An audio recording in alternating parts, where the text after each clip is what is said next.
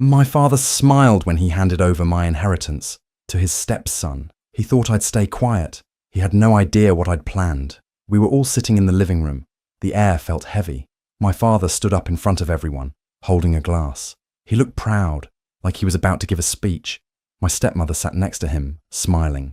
My stepbrother Kyle stood beside them, looking like he already knew what was coming. Then my father said something that broke me inside. I've decided to leave everything to Kyle.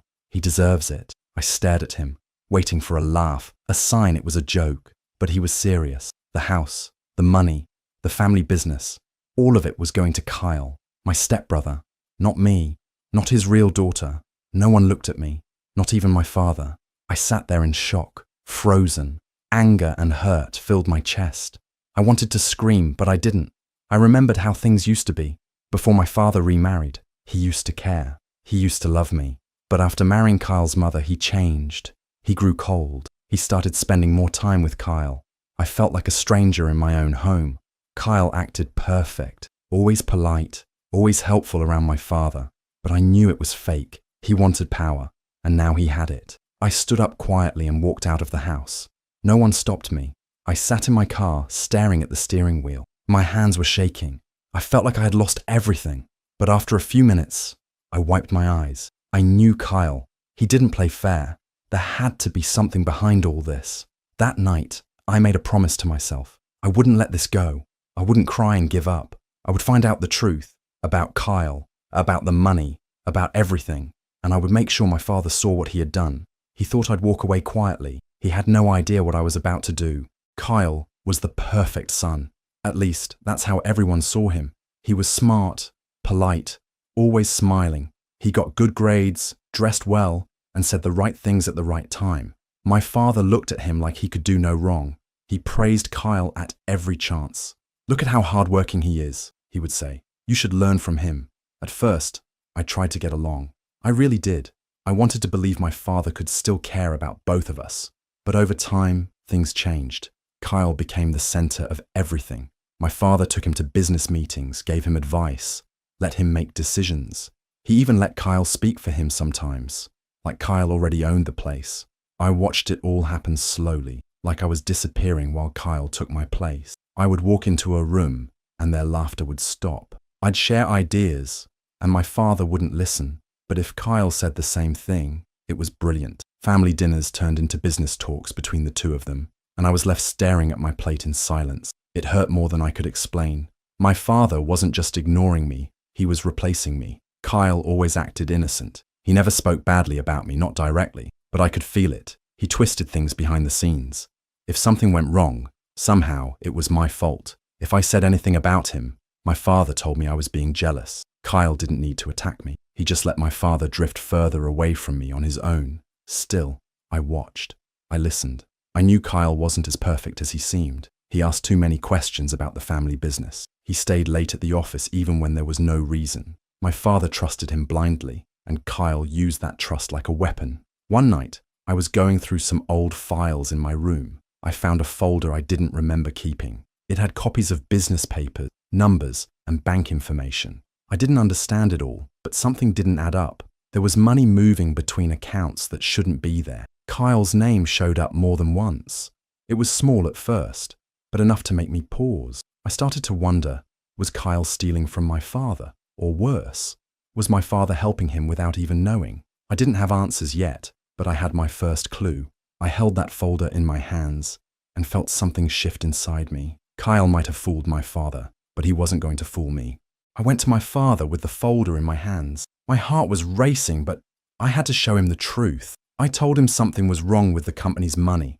I said Kyle's name was on some strange papers, and it didn't look right. I thought he would take me seriously. I thought he would listen. He didn't. Instead, he looked at me with disappointment in his eyes. "You're jealous," he said. "Kyle has worked hard for everything he has. You just can't stand to see him succeed." I stood there in silence. I couldn't believe what I was hearing. I wasn't angry. I was heartbroken. I was trying to protect him, but he thought I was just being bitter. He told me to stop digging into things I didn't understand. Then he said I wasn't welcome at the company anymore. Just like that, I was cut off. No more office, no more income, no more part in the family business. My name was erased like it never mattered. He told the others I was acting out and needed space. But I knew what this really was. He had picked Kyle completely, and I was out. Friends and family called me after hearing about it. Some were surprised. Some said they didn't believe it, but none of them helped. They said things like, "Maybe you should just move on," or "Your father must have a reason." No one wanted to get involved. They just stayed quiet and watched. But I didn't stop. I kept looking into Kyle's past. I searched through old files, online records, anything I could find. That's when I found something even worse. A few years ago, Kyle had been part of another company. It failed badly, but not by accident. Money had gone missing, quietly, silently. Nothing was ever proven, but the pattern was there. It wasn't just bad luck. It was shady. My father didn't know, or didn't want to know. Either way, he was blind to the truth. But I saw it clearly now. Kyle wasn't just trying to take my place. He was using my father to get everything he wanted, and he was almost there. After my father cut me off, I knew I had to be careful. If I made the wrong move, everything could fall apart. So, I stayed quiet and started digging on my own. I didn't tell anyone what I was doing. I just kept my head down and worked in secret. I spent hours going through old files, emails, and anything I could still access. Some things I had saved before getting locked out of the company. I also reached out to a friend who used to work in finance. He helped me understand what I was looking at. Together we went through bank records, business contracts, and messages. Little by little, the truth started to show itself. There were payments that didn't make sense. Money was being moved between fake companies. Some of them were owned by people who didn't exist. And every time I followed the trail, it led back to Kyle. He had created accounts under different names and sent money from the company there. Then he would take it out quietly, piece by piece. It was fraud, clear and dangerous. But the worst part was that some of the documents had my father's signature. At first, I thought maybe Kyle had faked it, but no. These were real signatures. My father had signed off on deals without reading them. He had trusted Kyle so much that he didn't even check the papers. And now, if the truth came out, he could go down with him. That thought made my stomach turn. As angry as I was, I didn't want to see my father in prison. But I couldn't just ignore what I'd found. Kyle was stealing from the company, from the family, and no one else could stop him. I knew I couldn't go to my father with just guesses. He wouldn't believe me again, not without proof he couldn't deny. So I made a plan. I would collect everything: emails, bank records, witness statement. I needed a full picture, something solid. I kept every file I found. I saved screenshots. I backed up emails and stored copies in more than one place. I even started writing notes on how Kyle set it all up, step by step. Every day, I got closer to the truth. Every night, I went to bed thinking about what would happen when it all came out.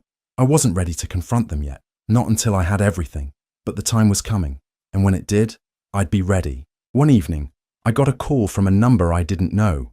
I almost didn't answer, but something told me to pick up. The voice on the other end was calm and serious.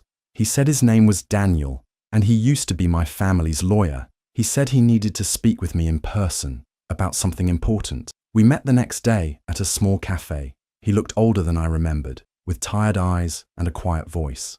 After a bit of small talk, he took out a folder and slid it across the table. "This," he said, "is your father's original will, the one he signed before he remarried." I opened the folder with shaking hands. I saw my name, clearly written as the only heir.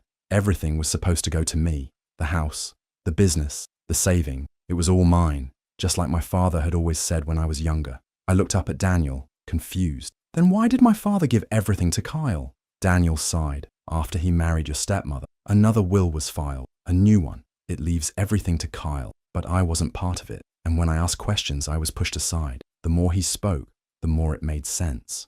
My father had changed suddenly after the wedding. He stopped talking about the future, about the plans we had. He let Kyle into everything. Now I was beginning to wonder if that second will was even real. Daniel said he believed something was wrong. Either someone forced my father to change it, or worse, someone faked it. I felt a mix of anger and fear. If the second will was false, that meant my father had been tricked, or he had no idea what he had signed. I stared at both versions of the will. My hands were cold, but my mind was clear.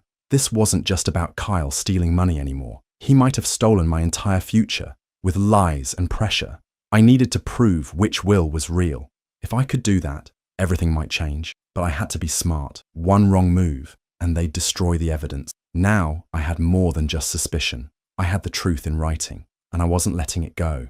I knew I couldn't do this alone. I needed help from someone I could trust. So, I called Leo, an old friend from college. He was always good with computers and now worked in cybersecurity. I hadn't talked to him in years, but when I explained everything, he didn't even hesitate. He said, "Let's take him down." Leo came over the next day with his laptop and some tools. We started by going through everything I had already collected: bank records, screenshots, and copies of email. He showed me how to dig deeper without being noticed. Together, we found even more. Some emails showed Kyle pretending to be someone else.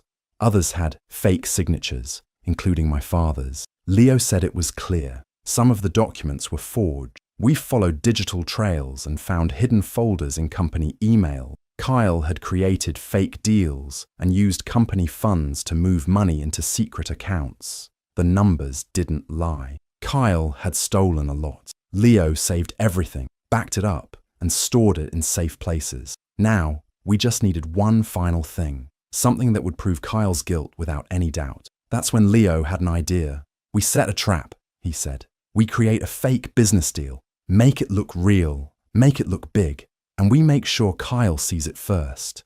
We made up a fake investor with a fake company name. Leo built a professional website, fake profile, and emails that looked real. The deal offered a huge profit if Kyle could bring in company funds quickly. We sent the email from the fake investor to Kyle's inbox, making it seem like it was meant for my father, but sent by mistake. "Just like we thought," Kyle replied in less than an hour. He asked for a meeting. He didn't tell my father. He thought this was his chance to make money behind his back. We watched everything. Leo had set up tracking tools and we recorded Kyle's emails and messages. Kyle promised the fake investor he could move the money soon. He even sent fake documents to make it happen. That was all we needed. Kyle had taken the bait. He had no idea it was all fake. No idea we were watching. No idea we were saving every word he typed. I felt something I hadn't felt in a long time. Power. For the first time since all of this started, I wasn't just reacting. I was one step ahead.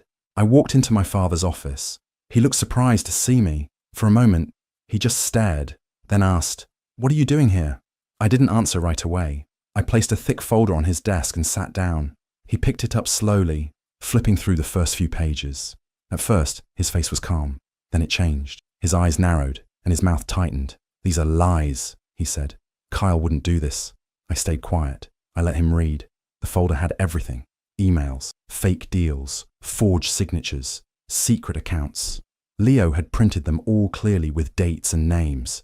I had even included the fake business deal Kyle had fallen for. My father flipped through the pages faster now. His hands began to shake. "He's your brother," he said, voice rising. "You've hated him for years. You're doing this because you're angry I chose him over you." "No," I said softly. "I'm doing this because he stole from you, and you didn't see it." He stopped turning pages. His eyes rested on an email with Kyle's name and signature. He read it slowly, word by word. Then he looked at another paper, then another. The room fell silent. His face turned pale. He leaned back in his chair, hands gripping the armrests. "This can't be true," he whispered. "Kyle, he's always been good to me." I didn't speak. I knew he needed to see it for himself. He stood up suddenly and walked to the window. For a long moment he said nothing. Then he spoke, but not to me. It was more like he was talking to himself. How could I have been so blind? How could I have let this happen? He turned back to me, and I saw something I hadn't seen in years. Tears in his eyes. "I trusted him with everything. I pushed you away. I made you feel like you didn't matter." I nodded, but I didn't smile. It wasn't time for that. He sat down again, slowly, like his body was heavy. He looked older, smaller. "I have to fix this," he said. "Tell me what to do." I handed him one more document, the original will, the one that named me as the rightful heir. He stared at it in silence. For the first time, he believed me. He finally saw the truth. I knew the truth wasn't enough. People had to see it. So, I made a plan. Quietly, I sent the documents to a trusted journalist who had covered business fraud cases before. I didn't use my real name. I sent everything: emails, records, fake deals, the stolen money trail, even the fake investor plan Kyle fell for. I also sent copies to a few major shareholders in the company. I wanted the truth to hit from all sides. Within days, the news broke. Kyle Thompson involved in corporate fraud, the headlines read. Stories spread quickly online. People were shocked. Some didn't believe it at first. Others said it made sense. Reporters started digging into Kyle's past. More shady deals from his old job came to light. The picture of the perfect son began to fall apart. Kyle tried to deny it. He said it was all a setup, but the evidence was too strong.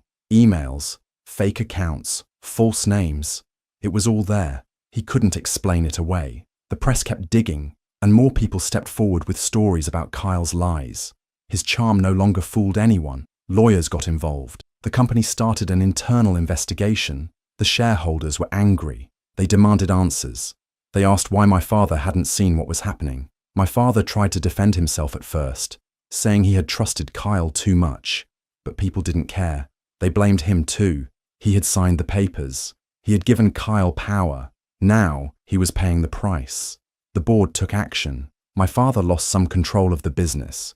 He was still part of it, but his voice didn't hold the same weight. Some people said he should step down. Others said he had suffered enough. Either way, he wasn't the man in charge anymore. Through it all, I stayed quiet. No one knew who had leaked the files. I watched from the background as everything unfolded. I didn't want attention. Not yet. I wanted Kyle to fall on his own. And he did. He was questioned by the police. His accounts were frozen. He was no longer welcome at the company. His clean image was gone, and people finally saw him for what he truly was. The lies had been exposed. The truth had been seen. And I was just getting started. It was my father's birthday, and the whole family had gathered at a fancy restaurant. Everyone was dressed up, smiling, pretending nothing had happened. Kyle stood beside my father, acting like the perfect son. My stepmother laughed and greeted people like she didn't have a care in the world. I stayed quiet and watched. I waited until dinner was almost over. Then I stood up. The room went silent. All eyes turned to me. I reached into my bag and pulled out a folder. My heart was steady. I had waited for this moment. I had planned it carefully. I have something to share, I said, loud and clear. This won't take long. I opened the folder and held up the real will, the one where I was named the only heir. I placed it on the table in front of my father. Then I spread out copies of the fake deals, the emails Kyle had sent, and the proof of stolen money. I didn't need to explain much. The papers spoke for themselves. Kyle stood frozen. His face turned pale. "This is fake," he said, trying to smile. "She's lying. She made all this up." But no one believed him. The papers were stamped, signed, and verified. I had made sure of it. My stepmother tried to grab the documents, but I pulled them back. "Don't," I said calmly. "You knew what was going on. You helped cover it." Then, right on time, 2 officers walked in. They had seen the same proof I had given to the press. They walked up to Kyle, showed him the warrant, and placed handcuffs on his wrists. The room gasped. My father didn't move. He just stared at Kyle like he didn't recognize him. My stepmother stood up, shouting that it was a mistake, but no one listened. Some family members looked away. Others stared at me, shocked. I didn't care. I had stayed silent long enough. Kyle was led out of the restaurant. My stepmother followed, crying and yelling. My father sat down, looking smaller than ever. His hands trembled and he wouldn't meet my eyes. I walked over and placed the will in front of him. "You didn't see me before," I said quietly, "but you see me now." He didn't speak. He just nodded, eyes filled with pain. I turned and walked away. I didn't look back. I didn't need to. Justice had been served, and I had done it my way. It had been months since everything happened. Kyle was in jail, and my stepmother had quietly left town. The business was still standing, but my father was no longer in charge. I had taken control of my part. I didn't hear from him, not even once, until that day. He came to my house without warning. I opened the door and saw him standing there, holding his hat in his hands. His hair looked grayer. His face was tired. He looked much older than before. He asked if he could come in, and I stepped aside without a word. We sat in the living room. For a while there was silence. He looked around the room like he didn't know what to say. Then finally, he spoke. "I made mistakes," he said, voice low. "I believed in the wrong person. I hurt you." I didn't say anything. I just listened. "I didn't see what was happening," he went on. "Or maybe I didn't want to see. I thought I was doing the right thing.